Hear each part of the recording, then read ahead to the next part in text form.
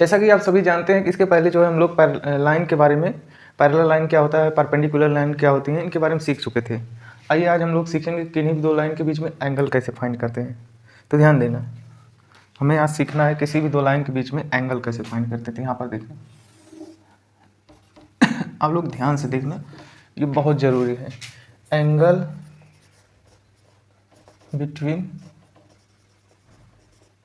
Two lines.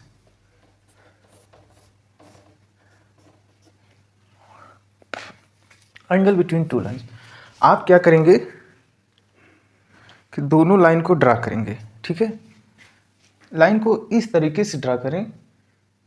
ठीक है, ध्यान देना, सबसे कम वाले एंगल वाली लाइन ड्रा कर लेना। ठीक, सपोज करिए ये लाइन है, ये सबसे कम वाले एंगल की लाइन है, लाइन ये वाला। ठीक, इससे ज़्यादा वाली लाइन को इधर ड्रा करना, क्योंकि हमें इन दोनों लाइन के बीच में एंगल फाइंड करना। ठीक, सपोज करिए ये जो है θ1 बना रहा है, ये क्या बना रहा है, पॉजिटिव एक्स एक्सिस से θ2 बना रहा है और ये लाइन कौन सा है, L2 है। ठीक, हमें इस लाइन को इस तरीके से एडजस्ट करना है ताकि हम जब पॉजिटिव, ध्यान देना, एंटी क्लॉकवाइज डायरेक्शन में चलें। यहाँ पर ध्यान से देखना, एंटी क्लॉकवाइज डायरेक्शन में, यहाँ से नहीं। अगर यहाँ से आप चल रहे हैं तो जो मिनिमम एंगल वाली लाइन है वहाँ से चलिए ज़्यादा एंगल वाले लाइन की तरफ, एंटी क्लॉकवाइज डायरेक्शन में। तो जो θ2 माइनस θ1 मिले ना, वो क्या आना चाहिए, पॉजिटिव होना चाहिए। ठीक, एंटी क्लॉकवाइज डायरेक्शन में आपको किस तरह से रोटेट करना है, एंटी क्लॉकवाइज डायरेक्शन। ठीक है, तो ध्यान देना कैसे निकालेंगे एकदम ध्यान देना आप लोग। यहाँ पर सपोज करिए ये हमारे पास ट्रायंगल है। ठीक, ये क्या है, ये ट्रायंगल है। अगर हम इस साइड को जो है आगे बढ़ा दें तो ये टोटल एंगल कितना हो जाएगा, 180 डिग्री। कितना होगा, 180 डिग्री होगा ना। और अगर हम ये अंदर वाले एंगल की बात करें, बताइए ये कितना हो जाएगा। सपोज करिए ये अगर थीटा है, सॉरी, ये टोटल 180 डिग्री है। ठीक है, मान लीजिए यहाँ पर जो ये एंगल बना हुआ है, अब इसको हम रब करते हैं। आपको पता है कि ये टोटल कितना है, 180 डिग्री है।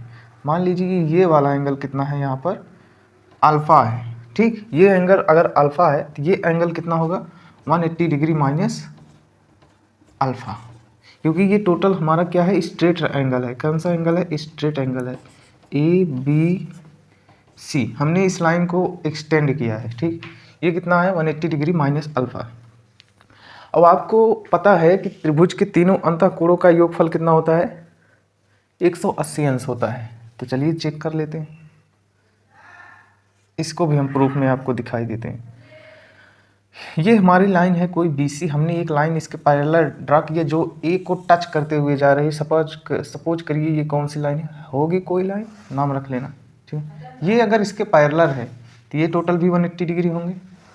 ठीक, और ये एंगल इसके इक्वल होगा, ये एंगल इसके इक्वल होगा, और ये एंगल, आप देख रहे हैं ये तीनों को मिला के यहाँ से कितना बना, 180 डिग्री बन गया। थोड़ा समझ लें, तो वैसे भी ये तीनों, ये इसके इक्वल आ रहा है, ये वाला इसके इक्वल आ रहा है, अंदर वाला अंदर वाले के इक्वल। तो आप देख रहे हैं ना, तीनों के अंदर कोण अगर आप जोड़ेंगे तो 180 डिग्री आएगा। तो चलिए ये तो था समझने के लिए अब यहाँ पर देखना, ये पूरा एंगल कितना है, यहाँ से लेकर यहाँ तक 180 डिग्री है ना, कितना है, 180 डिग्री। तो अब बताइए अंदर वाला एंगल कितना हो जाएगा, 180 डिग्री माइनस θ2। ठीक, 180 डिग्री माइनस θ2। आपको पता है तीनों एंगल को आप जब ऐड करेंगे वैसे पे हम अभी इसका क्या लेने वाले हैं, साइन टैन ये सब लेने वाले हैं। ठीक है, तो कोशिश करें कि एंगल को किस में रखें, रेडियन में रखें, लेकिन समझने के लिए आप यहाँ पर ध्यान देना, हम डिग्री में ही समझ लेते हैं, कोई परेशानी नहीं। थीटा प्लस θ1, मतलब इन तीनों कोणों को आप ऐड करेंगे, प्लस 180 डिग्री माइनस θ2। बताइए किसके इक्वल होगा, 180 डिग्री के।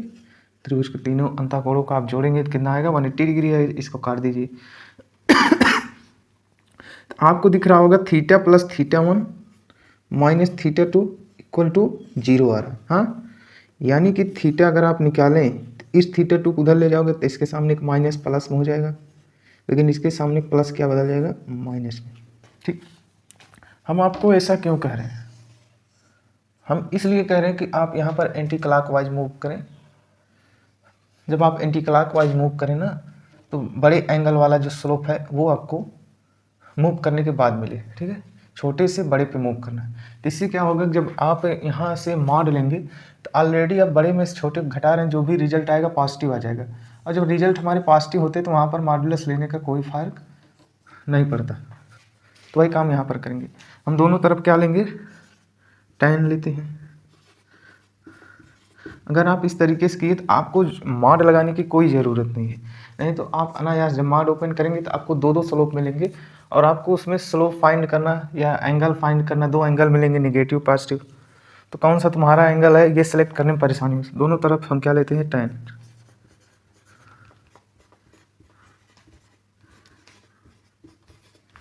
ठीक, आपको एक फार्मूला पता होगा, tan of A minus B. एक फार्मूला याद करो, आपकी माइनस माइनस सब उसी में एडजस्ट हो जाएंगे। tan A plus tan B minus 1 tan A minus tan B. ठीक, तो जब यहाँ पे माइनस रहेगा तो यहाँ पे माइनस आ जाएगा, इसके अंदर माइनस जाएगा, माइनस बाहर, ये प्लस हो जाएगा। तो यहाँ पर देखना, ये रहा हमारा माइनस, ये हुआ माइनस, ये हुआ, ये फार्मूला है। एक जगह हमें क्या दिए हैं, θ2 और बी की जगह क्या है, θ1 है। हमारा यहाँ से tan थीटा क्या आ गया, इसका फार्मूला लिख देते हैं, tan θ2 माइनस tan θ1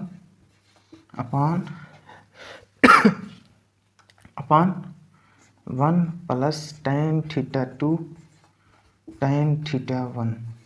ठीक, थीटा बराबर क्या हो गया हमारा, tan इनवर्स। अब एक मिनट,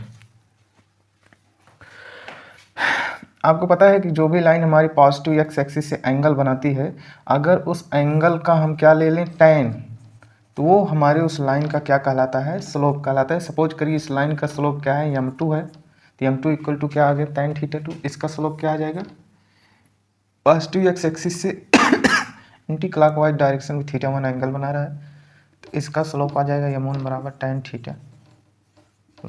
ठीक, तो जहाँ पे tan θ2 tan θ1 है वहाँ पर हम क्या रख सकते हैं, m2 माइनस m1 अपान 1 प्लस m1 m2। ठीक, ये हमारे एंगल। आपकी इच्छा हो तो आप मार लगा लेना, लेकिन आर मार लगाने की हम जो है रिकमेंडेशन रिकमेंड नहीं करेंगे। तो इस तरीके से जो है हम क्या करते हैं, एंगल को फाइंड करते हैं। वेट करना थोड़ा सा, हमें ये ध्यान में रखना है कि हम अपने लाइन को इस तरीके से एडजस्ट करेंगे, हम इस पे एंटी क्लॉकवाइज डायरेक्शन में मूव करेंगे। पहले छोटे एंगल वाले लाइन से बड़े वाले पे जाएंगे, ठीक है। और उनके बीच का ये जो थीटा है, ये देखिए ना, यहाँ थीटा यहाँ थीटा, यहाँ तो भी थीटा हो जाएगा। ये एंगल कौन सा है, वर्टिकली अपोजिट है। ठीक, तब हम इसका वैल्यू निकालेंगे। आइए इस पे क्वेश्चन कर लेते हैं। क्वेश्चन करने से पहले हम लोग कुछ कंडीशन देख लेते हैं, इसके कुछ कंडीशन। अब मान लो ये दोनों लाइन एक दूसरे को क्या कर रहे हैं, 90 डिग्री पे इंटरसेक्ट कर रहे हैं। ये दोनों लाइन, ये थीटा जो आपका दिया है, सपोज करो ये थीटा कितना आ गया, 90 डिग्री आ गया। जब ये थीटा हमारा 90 डिग्री होगा तो उस केस में आप जब यहाँ पे tan थीटा की वैल्यू निकालेंगे, आप इस फार्मूले को ऐसे भी लिख सकते हैं, tan इनवर्स को इधर लाइए तो tan थीटा बराबर क्या आ जाएगा, m2 माइनस m1 अपान 1 प्लस m1 m2। आप इसके अंदर 90 डिग्री डालिए, tan के अंदर 90 डिग्री। आपको पता है ना, tan के अंदर 90 डिग्री अनडिफाइंड, मतलब इसको एक प्रकार से हम इन्फिनिटी मान लेते हैं। ऐसा मान लेते हैं कि हमने किसी कांस्टेंट के में 0 से भाग दिया। ठीक, और ये क्या हो गया, m2 अपान m2 माइनस m1 अपान 1 plus m1 m2। Cross multiply करोगे, 0 इधर जाके इनको 0 कर देगा, ये इधर जाएंगे, तो हमारा रिजल्ट आ जाएगा k times 1 plus m1 m2 equal to 0 multiplied by m2 minus m1। ठीक, वो 0 हो गए, यहाँ से हम k को भी उधर भेज दिए तो 1 प्लस m1 m2 क्या आ गए 0 ना। थोड़ा सा वेट करना, ठीक है। m1 m2 क्या आ गए -1 के बराबर। इस फार्मूले पे आप 2 स्टार दे सकते हैं। ये बहुत इंपॉर्टेंट फार्मूला है, ये मतलब आप लोग को हर जगह काम आने वाला है। जब भी आप मतलब इस तरह के क्वेश्चन या ज्योमेट्री हो गए या कहीं भी आगे आप पढ़ेंगे, जहाँ जहाँ मतलब कोऑर्डिनेट ज्योमेट्री का तो यूज हमेशा होने वाला, तो आप ये हमेशा अप्लाई कर सकते हैं। हमारी जब 2 लाइन परपेंडिकुलर हों तो उनका स्लोप में क्या रिलेशन होता है। तो इससे क्या करेंगे, अगर हमें एक का स्लोप पता है तो दूसरे के लिए हमें झंझट नहीं पालना है, सीधे जो है इसका स्लोप उसमें डाल के सीधे कैलकुलेट कर सकते हैं, ठीक। तो ये बहुत इंपॉर्टेंट फार्मूला है, किसके लिए है, when 2 lines are perpendicular to each other, ठीक। अब मान लो यही दोनों लाइन क्या हो जाए, पैरेलल हो जाए। ये हमारा केस 1 था, ठीक। हेलो, ये हमारा केस 1 था। अब मान लीजिए हमारे दोनों लाइन क्या हो जाए, पैरेलल हो जाए यार। हाँ, अगर 2 लाइन पैरेलल हैं, पैरेलल कंडीशन यही होता है कि उनके बीच का अगर आप मिनिमम डिस्टेंस देखें, मिनिमम डिस्टेंस का मतलब होता है परपेंडिकुलर डिस्टेंस। कोई भी 2 लाइन हो उनके बीच का अगर आप मिनिमम डिस्टेंस लेंगे, मीन्स परपेंडिकुलर डिस्टेंस लेंगे, वो ऑलवेज क्या आने वाले हैं, सेम आने वाले, ठीक। ये पैरेलल का कंडीशन है, means d1 equal to d2 equal to d3। ये तो हमारा बात का, लेकिन आप ये देखिए अगर ये दोनों लाइन पैरेलल हैं तो ये हमारा कोऑर्डिनेट एक्सिस है, एक्स एक्सिस वाई एक्सिस। अब ये दोनों लाइन गए हैं L1 L2 पैरेलल हैं, पैरेलल हैं, इसका मतलब क्या हो गया, इनका जो एंगल सबटेंडेड मतलब जो एंगल बना रहे होंगे पास टू एक्स एक्सिस से, वो क्या होने वाले हैं, सेम। मतलब θ1 θ2 क्या रहने वाला है, सेम रहने वाला है अगर ये पैरेलल है, ठीक। तो आप इनका जब स्लोप फाइंड करेंगे, स्लोप भी आपस में इक्वल होंगे। तो आइए देखते हैं इनकी ये वैल्यू जो है हमें इस फार्मूले से कैसे मिलती है, आइए चेक करते हैं। तो पैरेलल होंगे तो इनके बीच का एंगल डिफरेंस क्या होगा, इनके बीच का एंगल डिफरेंस क्या होगा, जब दोनों थीटा आपस में पैरेलल मतलब इक्वल हैं तो उनका जब आप डिफरेंस फाइंड करेंगे 0 आने वाला है। यानी ये tan थीटा किसके इक्वल था, tan थीटा इक्वल था tan ऑफ θ2 माइनस θ1 के। अब दोनों लाइन पैरेलल हो गई हैं मतलब समांतर हो गए, तो θ1 θ2 एक दूसरे के बराबर हैं, तो बताइए ये कितना बचा, 0 हो गया। और tan 0 की वैल्यू क्या होती है, 0। हाँ, tan 0 की वैल्यू 0 होती है। तो यहाँ पर जब आप इस फार्मूले को देखेंगे तो ये tan थीटा किसके इक्वल है, m2 माइनस m1 अपान 1 प्लस m1 m2, ठीक। अब यहाँ पे ये 0 है पक्ष, यहाँ पे ये 0 है, ठीक। अब इसके नीचे आप कोई भी कांस्टेंट रख सकते हैं, क्योंकि 0 में किसी कांस्टेंट से डिवाइड करेंगे 0 ही आने वाला है। आप क्या करिए, क्रॉस मल्टीप्लाई करिए, 0 अपान के m2 माइनस m1 अपान 1 प्लस m1 m2। कांस्टेंट मतलब ये कोई भी नंबर ले सकता है, ये के जो है ना कोई भी नंबर ले सकता है इसलिए हम इसका नाम क्या रखे हैं, कांस्टेंट रखें। अब के का मल्टीप्लाई हम इधर करेंगे, इसका इधर करेंगे, तो ये तो 0 हो गया, ये के क्या बचा, तो हमारा आ गया 0 into 1 plus m1 m2 that's equal to K times m2 minus m1, ठीक। ये तो 0 हो गया। अब के भी हम इधर भेज देते हैं, m2 माइनस m1 क्या आ गया, 0 आ गया। यानी कि m2 किसके इक्वल आ गया, m1 के। यानी कि जब हमारे दो लाइन पैरेलल होंगे, when 2 lines are parallel to